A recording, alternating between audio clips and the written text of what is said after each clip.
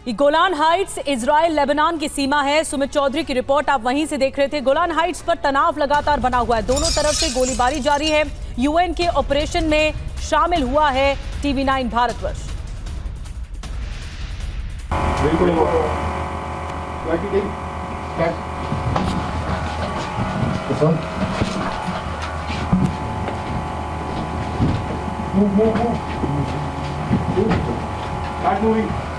Move fast. Move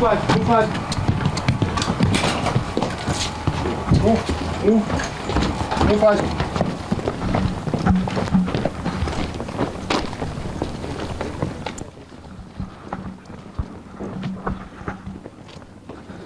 हम इस समय यूएन की इस टीम के साथ QRT टीम यानी क्विक रिएक्शन टीम के साथ इस समय जा रहे हैं गोलान हाइट्स के उस पेट्रोलिंग पॉइंट पर, जहां पर इनको इनपुट मिलता है कि इनको दिन में जो मॉनिटरिंग करनी होती है कई बार, और जाके देखना होता है कि आखिरकार वहाँ की सिचुएशन कैसी है। और देखिए अभी थोड़ी देर में हम इनके साथ इस बॉर्डर एरिया में होंगे।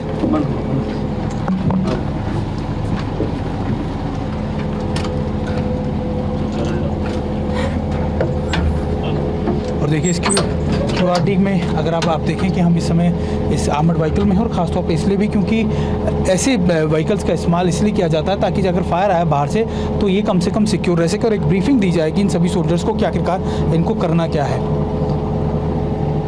साहब अभी हमको टास्क मिला है यहाँ से, हमारी जो न्यूटिंग पोस्ट है 4-13 उसको रिइंफोर्समेंट करने का हमें टास्क मिला है।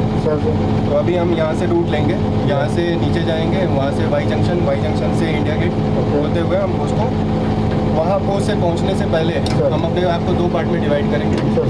एक पार्ट में आप वहाँ पे वेट करेंगे मेरे ऑर्डर्स का, और मैं अपनी आधी टीम को लेके आगे चला जाऊँगा, और आगे जाके फिर मैं फर्दर अपने डायरेक्शंस का वेट करूँगा। Okay sir, clear? Move.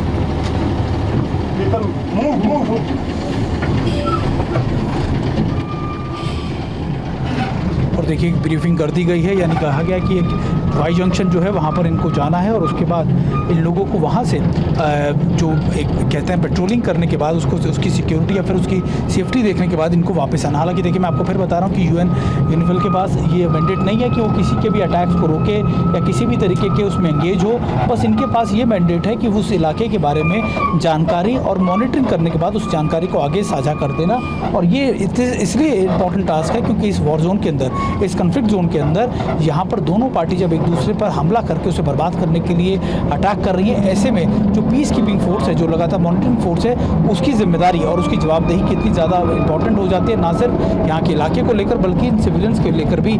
और इंडियन आर्मी की जो ये सोल्जर्स हैं वो इस इलाके में यही काम करें। हालांकि देखिए इंडियन आर्मी को लंबा अनुभव है, कई दशकों का अनुभव है, खासतौर पे कन्फ्लिक्ट जोन्स के अंदर, या फिर आप कह सकते हैं कि जो सेफ गार्डिंग के लिए खासतौर पे बॉर्डर एरियाज़ में, चाहे वो LOC हो चाहे वो LAC हो, इन इलाकों के अंदर हार्श वेदर के अंदर, डिफ़िकल्ट टेरेन के अंदर अपने आप को डिप्लॉय करना और अपने इलाकों को सेफ गार्ड करना। लेकिन यहाँ का टास्क जो है वो बिल्कुल अलग है। यहाँ पर काम है सिर्फ और सिर्फ मॉनिटरिंग करना, पेट्रोलिंग करना, और ये देखना कि आखिरकार जो लोग हैं यहाँ पर उनको अगर कोई मदद की ज़रूरत है, कोई मुहैया करानी हो मदद, तो वो मदद जो है मुहैया कराई जा सके, और इस इलाके में यहाँ पर अपने आप की मजबूती के लिए या फिर लोगों की मजबूती के लिए यहाँ पर बने रह सके। और लेबनान बॉर्डर पर भारतीय डॉक्टर्स ने संभाली कमान। जी, भारतीय सेना के डॉक्टर कर रहे हैं लोगों का इलाज, युद्ध में घायलों का भी इलाज किया जा रहा है।